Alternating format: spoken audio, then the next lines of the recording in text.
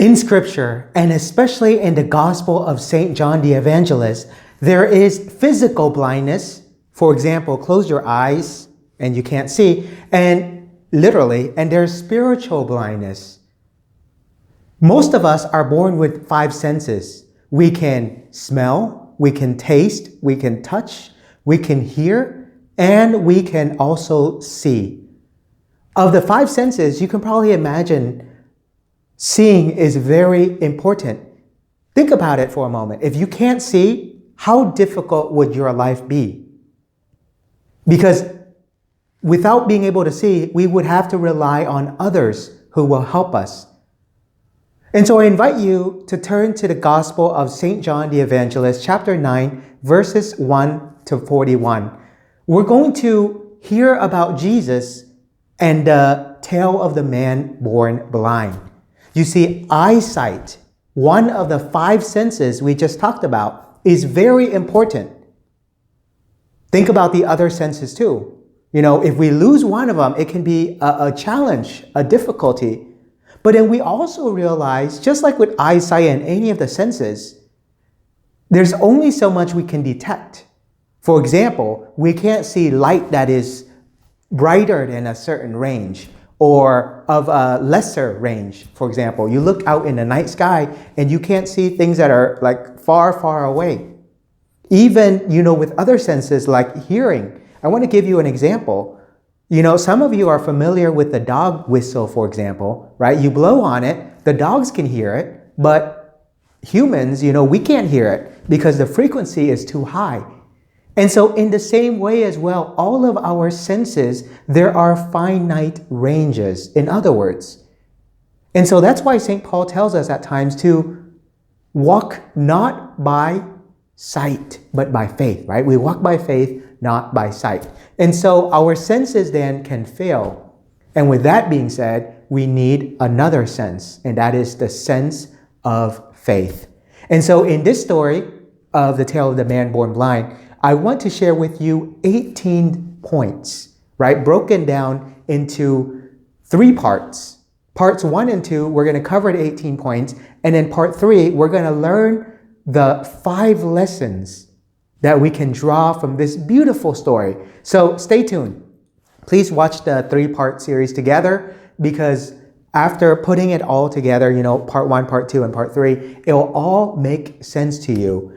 And as well, too, I invite you to read this scripture passage with me and enter into the story, because it gets very exciting. It gets very interesting. And if you haven't already, please consider subscribing to this channel, because every week we're going to learn about scripture. We're going to learn about reflections and also weekly lessons on faith. Okay, so with that being said, let's enter in with the 18 points. Point number 1, very interesting point here. Take a look at what St. John tells us. The disciples are walking by and they ask Jesus a question. So point number 1, their question is, Rabbi, who sinned, this man or his parents? Now, if you think about this question for a moment, it's a very interesting question, right? In a certain sense, we're like, who sinned, his parents or him? But if we think deeper about this question, we realize how foolish this question really is. It's pretty silly, actually. Think about it. How can like a fetus in the womb sin, right? Is that possible? How can this man sin in the womb? There is no possibility for that. Quite an interesting question. And in case you're interested in learning more about temptation and sin, I also created a video on temptation and sin. You can search for it here on YouTube. Okay, so exactly the point though. Who sinned, this man or his parents? Point number 2, look at Jesus' response. Neither he nor his parents sinned. So Jesus clearly answers this question in the Gospel of St. John. He says neither. And so what does Jesus say? He says it's so that the works of God might be made visible through him. Very beautiful, right? In other words, Jesus tells his disciples their way of thinking is wrong. Their way of thinking is incorrect. So please understand this. During the time of Jesus, disability or deformity, physical that is, means that someone has done something wrong and deserved it, right? The belief that the parents has committed some sin against God and therefore their children receive the punishment. Jesus says that's not the case at all. So the second point, neither him nor his parents sin, but so that the work of God may be made visible through him. How beautiful the response. Now, as a side note, you can imagine too, blind people, they can do many great things. They can play guitar, for example, or they can use, even though they're blind, their physical limitations are real, but they can use whatever talents they have for God's greater glory. They are God's children too. Point number 3 out of 18 for us. Look at the reference to light and darkness. I think this point is a very interesting point, actually. Notice light and darkness here in this passage.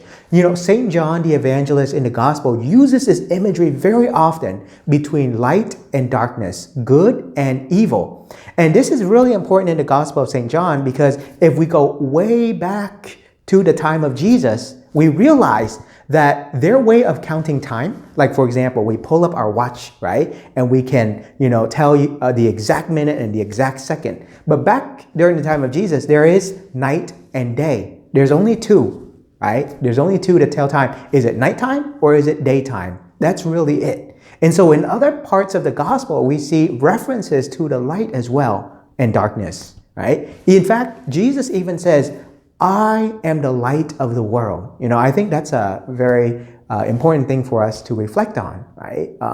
If we take a look in the last chapter of John, chapter 8, right? So light and darkness, daytime and nighttime. Notice the reference here, right?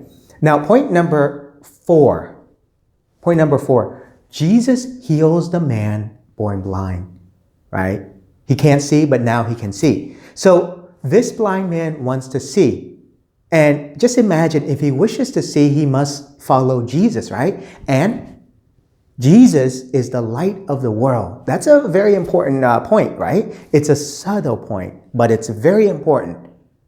Because if we choose to walk in darkness all of our lives, if we choose not to turn to Christ who is the light, then we'll always be walking in darkness, right? Maybe not physical blindness like this blind man receives, but a different type of blindness. And I think this is really important for us to note, right? Okay, so Jesus heals this man, and what does he say? He says, go and wash in the pool of Siloam, right?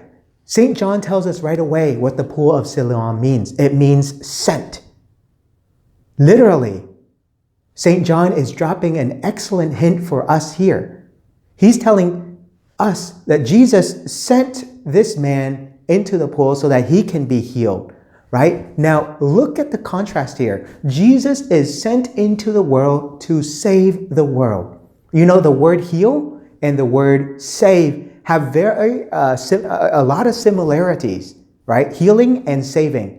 So as Jesus sent this man to be healed, Jesus is sent into the world to save us from our sins. And I think this is really important concept. So remember, Jesus heals not just his physical blindness, but then also his spiritual, right, blindness. Now he goes and he follows Jesus because with faith, he's able to follow Jesus.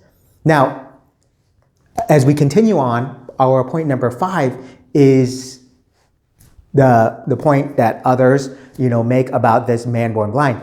Isn't he the one who used to sit and beg? Think about that for a moment, right? Oh, isn't he the one we know? Isn't he the one who sat there who used to beg?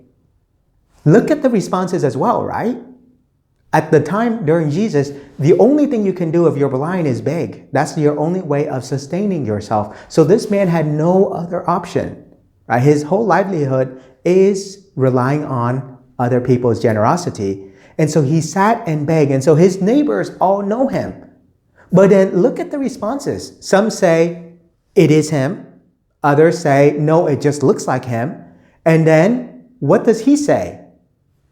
I am. That's his response. I am. And I think this is really beautiful here. He says literally, I am. I am that blind man, right? And so where else do you hear this response of I am? Remember, God describes himself as I am, right? And even Jesus describes himself as I am. I am the light of the world, for example, in the previous chapter. So I think there's some connection there, with point number 5, that isn't he the one who uses sit and beg? He literally says it, I am. But now he doesn't have to beg anymore, right? Because he sees. Anyways, point number 6. The Pharisees then ask this blind man, how were your eyes open? And I think this is very important. How can you see, right? I mean, that's literally our interpretation. But then how are your eyes open? You can look at that on a literal level and say, wow, he can see now. But then look at it deeper.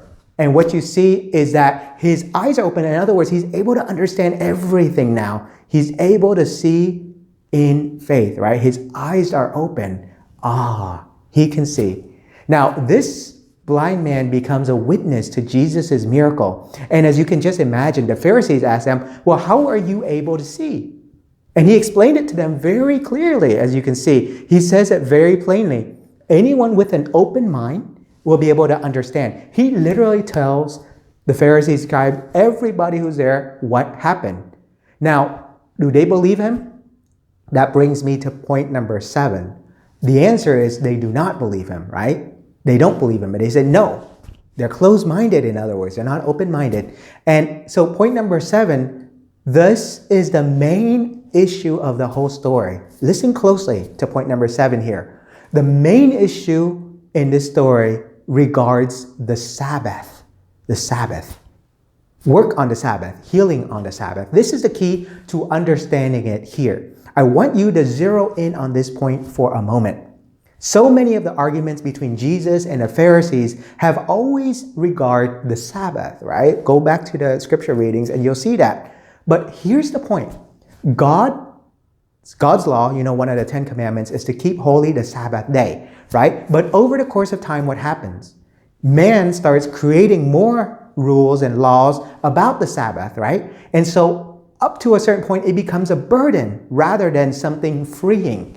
God's law is supposed to be freeing, but all the human elements added to it makes it such a burden, right? To the point where on a Sabbath, you cannot work at all, right? You can't do anything at all, period.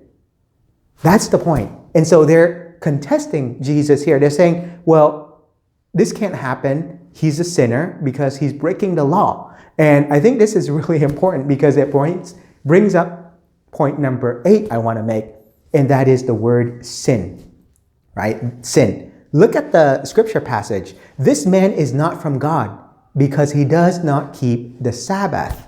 This is very interesting. Right? The Pharisees and scribes are accusing Jesus of being a sinner because he heals on the Sabbath.